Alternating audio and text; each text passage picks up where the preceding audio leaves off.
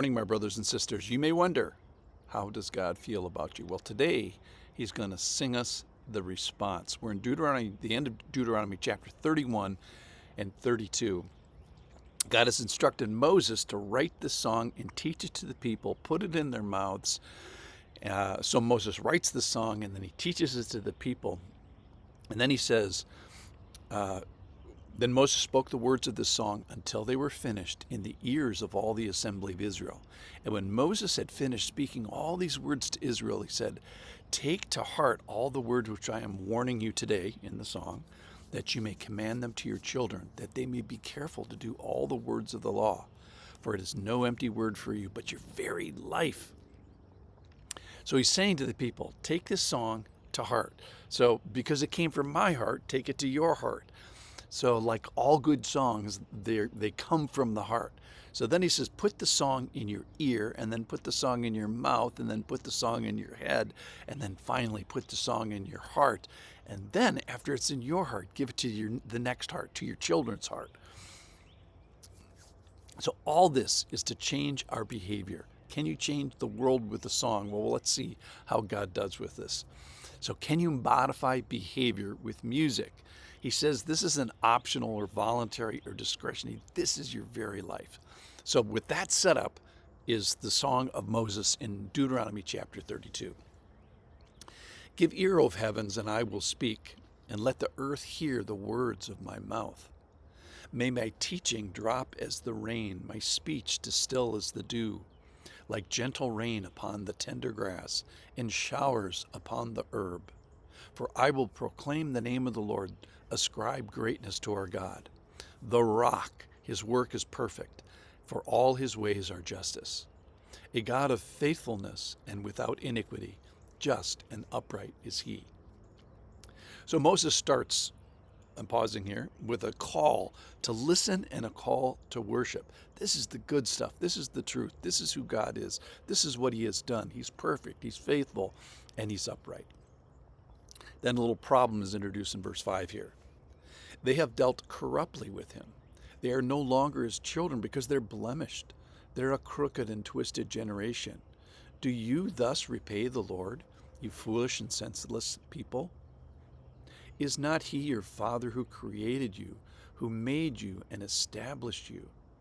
Remember the days of old. Consider the years of many generations. Ask your father, and he will show you, your elders, and they will tell you. When the Most High gave to the nations their inheritance, when he divided mankind, he fixed the borders of the people according to the number of the sons of God. But the Lord's portion is his people, Jacob his allotted heritage. So here's the problem. And the problem's not God, it's you. You've been knuckleheads. You've dealt corruptly. You're crooked and a twisted generation. And then Deuteronomy is about us making a response. And this is not the one we're looking for. Okay, verse 10. There's some really beautiful stuff in here, so pay attention to this.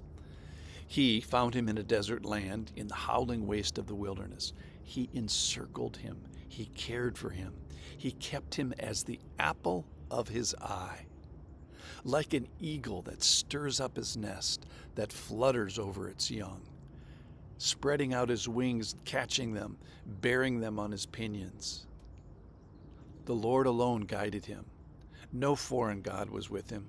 He made him ride on the high places of the land, and he ate the produce of the field, and he suckled him with honey out of the rock and oil out of the flinty rock. So that's my favorite part so far. That's up to verse 13. So he says, listen to this encircling care of the Lord. You are the apple of his eye. And he's like this eagle that flutters over the young in the nest. And then if necessary, spreads out his wing to go and catch him and grab him with his pinions. I think he literally leaves the nest. And then this beautiful thing at the end is he gives this great produce. He suckles them, his people, the ones that are the apple of his eye, the one that he cares for. He suckles them with honey out of the rock and oil out of the flinty rock. So here it is. This is the start, at least, of the Song of Moses. And he's poetically telling us, God is telling us or Moses is telling us what God is like and how he feels about his people.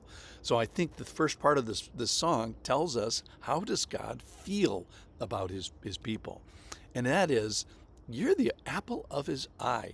He cares for you like this eagle fluttering over its nest of young and going and getting them when necessary.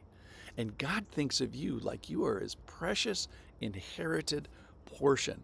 And then finally, and this is my favorite one today, is that he blesses you with honey from the rock. So today, we pin one thought from each of these podcasts on our chests.